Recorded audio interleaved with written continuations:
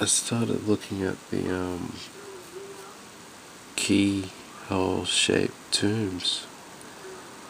Um, Pretty interesting.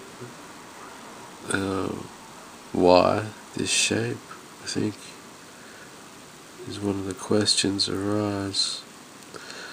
They seem to be everywhere. It's one of those things, even on Mars, you see the remnants of these tombs. I think they are pretty much.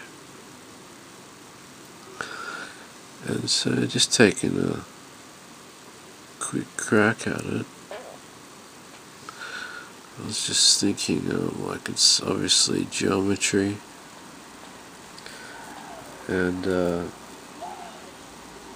yeah, I'm just thinking perhaps, see, here's another one that's obviously there's some geometry going on. There's a doorway as well. That was symbolically speaking, those shapes. I mean, the keyhole, we're dealing with something that's sealed. Obviously, these shapes stay with us. Even, we're looking at Solomon's seals. They have key shapes. So we all know what it means. There's no mistake there. Yeah, something sealed away, and you got the door shape here too. So you're looking at a doorway, a nexus point even. Now, why it appears like this is very interesting. Now, when you're dealing with these shapes, you're looking at pretty much shadows of the fourth dimension. Like, where's another example? Like, yeah, you got things like hypercubes and tesseracts and things like that.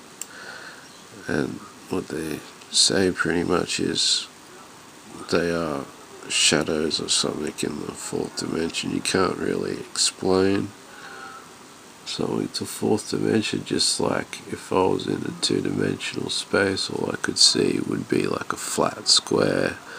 We see a cube.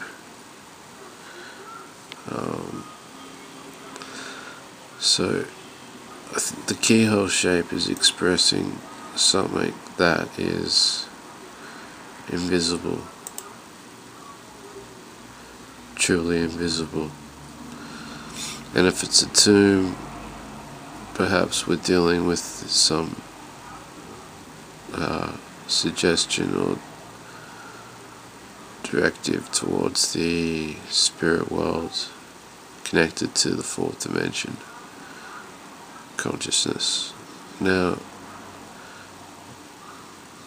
since we would only see a cube if it was in fourth dimension, what would they see? Well, apparently they would see the entirety of the cube, which means they would even see the cube laid out. So, like, it would appear as a cross or whatever, folding in on itself constantly or something. I mean, I'm not in the fourth dimension, I can't really. We're in 3D, even describing it is pretty hard. That's why I'm fishing for descriptions for all these things, but this all follows a thread. I'm sure it will connect. That's why I'm having a look at it.